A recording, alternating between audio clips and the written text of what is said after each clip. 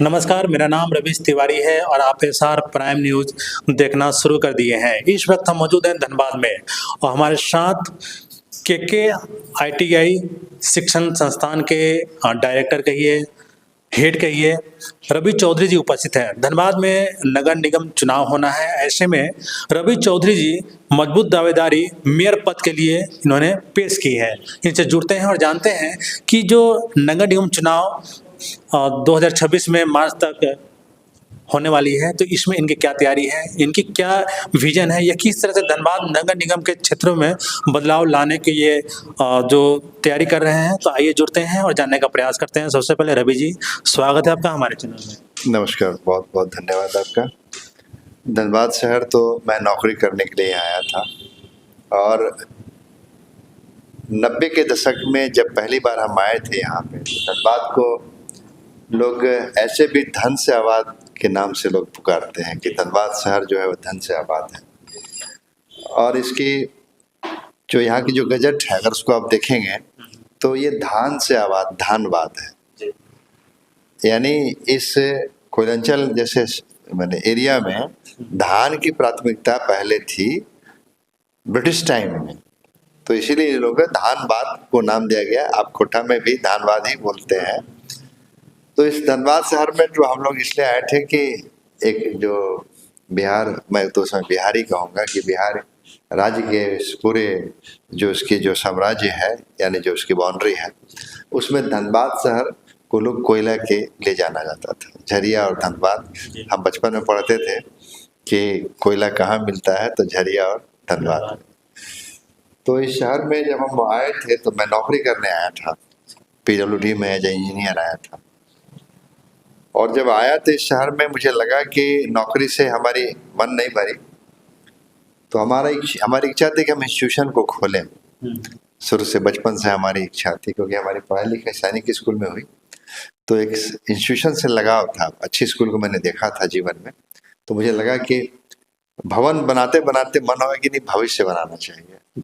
भवन बना के तो हम एक अचल संपत्ति रख देते हैं, लेकिन भविष्य हम बनाने की बात सोचते हैं कि हमारा वो चल संपत्ति है। जहाँ भी जो बनता है, जहाँ जाता है, तो वही वहीं से बोलता है कि देयर वाज और there is institution so called KK, और केके ग्रुप ऑफ इंस्टीट्यूशन के नाम आती है।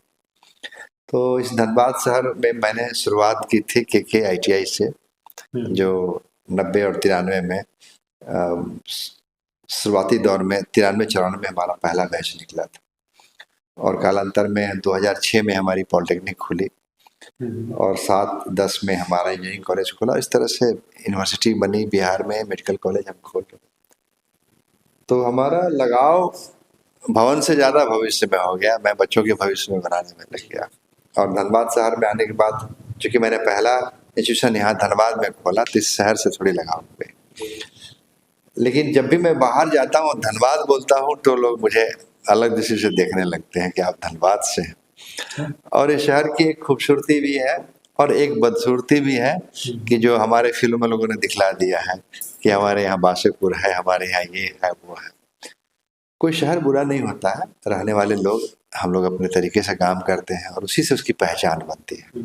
तो आज भी धनबाद की पहचान जो है कोयला राजधानी के रूप में है, और ये हमारे लिए कभी कभी धरोहर भी है और कभी कभी हम इसको अभिशाप भी समझ लेते हैं कि एक दिन खत्म हो जाएगा तो क्या होगा। कोयला जब धनबाद के गर्भस्थल से खत्म हो जाएगा तो हम कैसे जी पाएंगे। ये बड़ा इम्पोर्टेंट है कि जिस शहर की आधारशिला केवल उसके भूगर्भ से हो, तो वो शहर बहुत दिन तक जिंदा नहीं रह सकता है। लेकिन जिस शहर की आधारशिला उसके ग्रोइंग इंडस्ट्री से हो, ग्रोइंग इंस्टीट्यूशन से हो, जो उस जैसे कोटा एक है जगह, कोटा में कुछ नहीं है। आज भी अगर जाएंगे तो कोचिंग और स्कूल इंस्टीट्यूशन के, भले आज के टाइम में कोटा थोड़ा बदनाम हो गया है, जो भी कारण हो, तो एक कोटा ऐसा छोटा सा गांव या शहर इतना ख्याति प्राप्त हो गया कि लोग अपने बच्चों को कोटा ही भेजने लगे। मैं तो 20 साल से देख रहा हूँ कि कुछ लोग तो कोटा जाके बस गए कि बच्चों का भविष्य बनाना है तो कोटा में ही रहना है 2 साल 1 साल। तो ये क्रेज है सिस्टम का कि जहाँ भी हम लोग करते हैं। तो ये इस शहर के लिए मैं जो सोचता हूँ कि मुझे लगा कि इंस्टीट्यूशन चलाना, बनाना, खोलना, बच्चों को बनाना, इसके ऊपर है एक प्लानिंग करना। धनबाद में, झारखंड में, किसी शहर के, किसी भी राज्य का विकास जो है ना, उसके जो भी शीर्ष पर बैठे हैं, जैसे हम लोग बोलते हैं राजा या मुख्यमंत्री या मालिक या कर्ता धर्ता या प्रधान सेवक, जो नाम आप रख लीजिए, तो उस व्यक्ति के सोच पर ही पूरी प्रगति निर्भर करती है। और जो शीर्ष पर बैठा व्यक्ति की अगर सोच अच्छी नहीं है तो विकास की कोई मतलब नहीं रह जाती है। मैं भी कह रहा था कि अगरबत्ती और मोमबत्ती भी उद्योग है, ऐसी बात नहीं कि उसकी जरूरत नहीं है।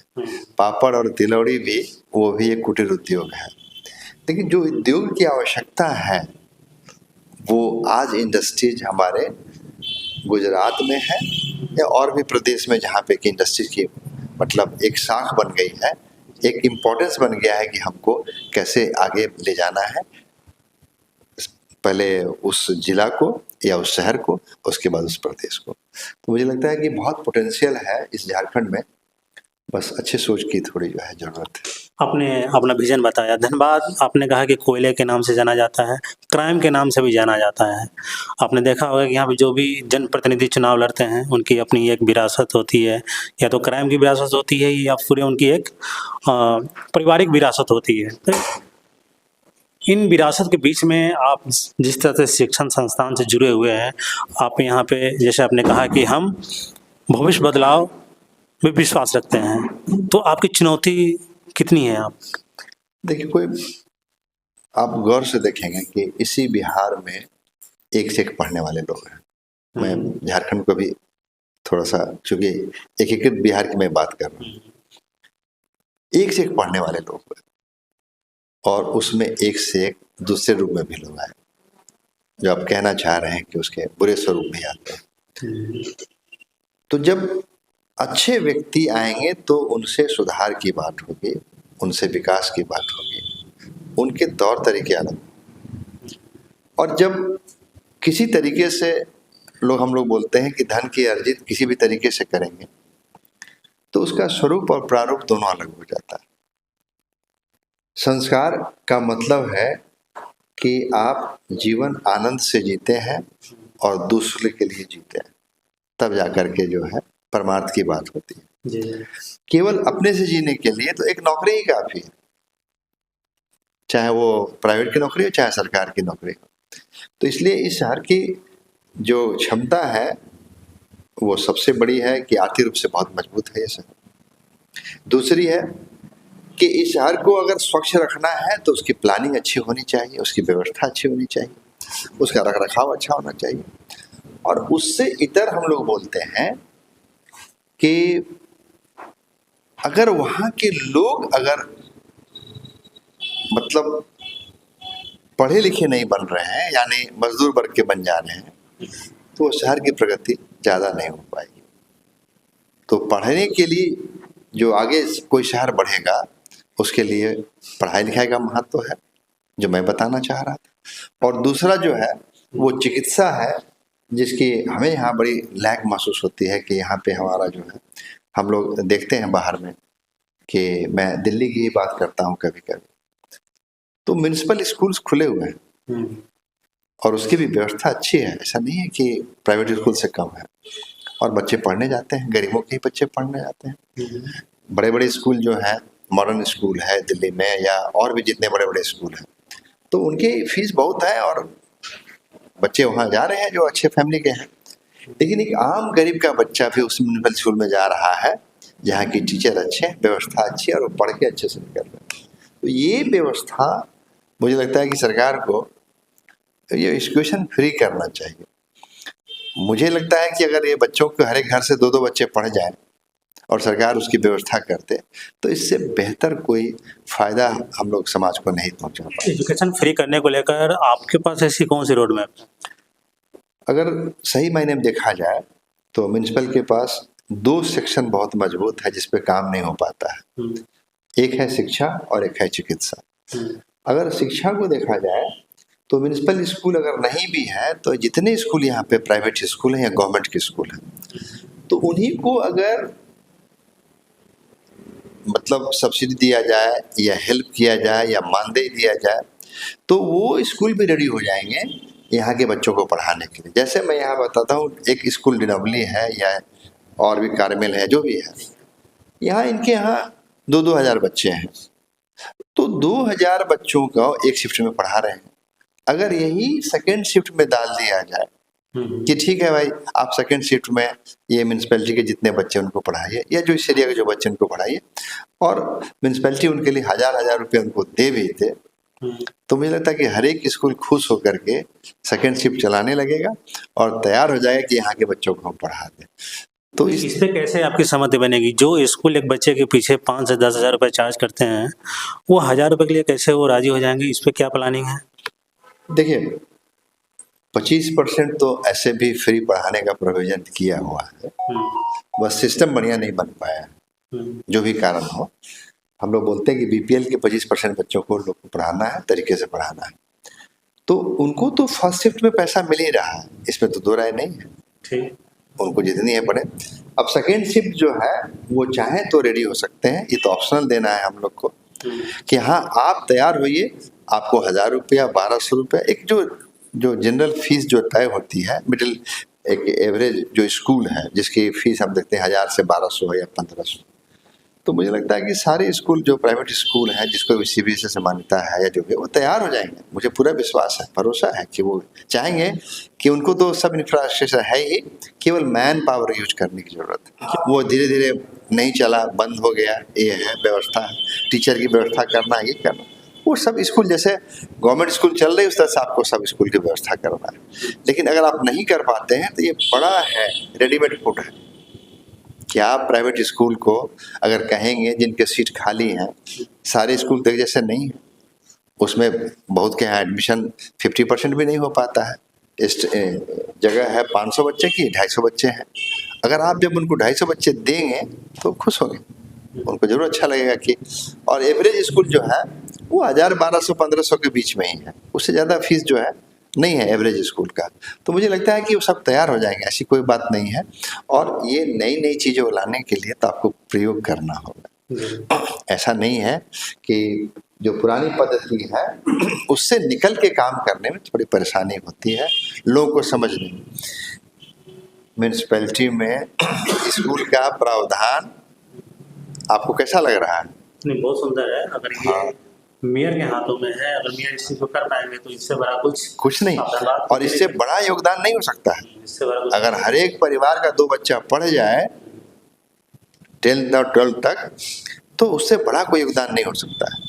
और और मैं हॉस्पिटल की बात कर रहा हूँ, आप 2-3 वार्ड को मिला करके एक हॉस्पिटल मोहल्ला क्लिनिक बना दीजिए, एक डॉक्टर को रख दीजिए, उसका मानदेय तय करिए कि आपको हम डेली 15,000 रुपया देंगे, यानी करीब 4-4.5 लाख रुपए का जो है महीना में जो आएगा, और उनको बिठाइए, फिजिशियन हो या गायनी हो, और अलग अलग 4-5 दिन में बांट दीजिए कि आज गायनी बैठेंगे, कल इसके बनेंगे, परसों आर्थो के बैठेंगे, इस तरीके से बांट दीजिए और जन औषधि केंद्र उसमें डाल दीजिए। 2 रुपये की 4 रुपये की दवाई है, और जांच वगैरह भी ये क्या नाम है वो जो जितने जांच के केंद्र हैं मैं देख रहा हूँ, पैथ लैब है तो सिनी लैब है तो वो लैब है, ये लैब है, सबके नॉमिनल फीसेस हैं। अगर आप मास में बात करेंगे तो वो बहुत कम दाम में जो है आपको दे देंगे पैकेज। मेरे पास तो आते हैं लोग मेरी ब्रिज से लेके सारे, चलो कि सर हम आपका खून जांच हम 20 रुपया में कर देंगे, 40 रुपया में कर देंगे, तो वो मिनिमम रेट में वो लगा देंगे आपके लिए, और सबकी जाँच करा दीजिए, क्या दिक्कत है? नहीं, जब प्रशासन की मदद लेनी होगी। हाँ, आपको रिजोल्यूशन लेना होगा, पास कराना होगा, और उसमें अनुमोदन लेकर के तब आपको करना है। एक और सवाल है, धनबाद नगर निगम की जो कार्यशैली है उस पर लगातार सवाल उठते हैं, क्योंकि उसमें भ्रष्टाचार का एक बड़ा रूप देखने को मिलता है, चाहे वो होल्डिंग हो, तमाम तरह के जो उसमें कार्य होते हैं। इस पर आपकी क्या तैयारी है, क्या रणनीति है, कैसे इसको? देखिए, मैं आपको बता दूं कि सही तरीके से इच्छा शक्ति मजबूत हो तो काम करने में कोई दिक्कत नहीं, इच्छा शक्ति मजबूत होनी चाहिए। और दूसरी चीज है कि पारदर्शिता आपको लानी पड़ेगी। आप बोलिए कुछ और करिए कुछ, वो नहीं हो जाएगा, लोग तैयार नहीं होंगे। हाँ, सुन लेंगे आपको, लेकिन बोलेंगे लोग जो आप बोल रहे हैं।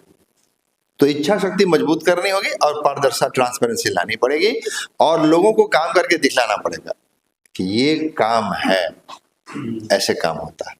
जैसे मैं बोल देता हूँ कि अब ये जन्म और मरण और ये सर्टिफिकेट है, तो उसके लिए आप ऑनलाइन एक ऐप लगा दीजिए, म्यूनसिपैलिटी में डाल दीजिए कि वार्ड पर जो पार्षद हैं वो अपने सिस्टम से डालें यहाँ पे और तय करें कि हाँ, इस बच्चे का जन्म हुआ है, उसके माँ बाप बने, बच्चे को गोद में लेकर के 2 उस मोहल्ले गवाह बने और वार्ड पार्षद जो उसको रिकमेंड करे कि हाँ, मैं व्यक्तिगत रूप से इसको जानता हूँ, इसकी जन्म आज हुई है, इतने बजे हुई है, और उसको सब सिस्टम में बना दे।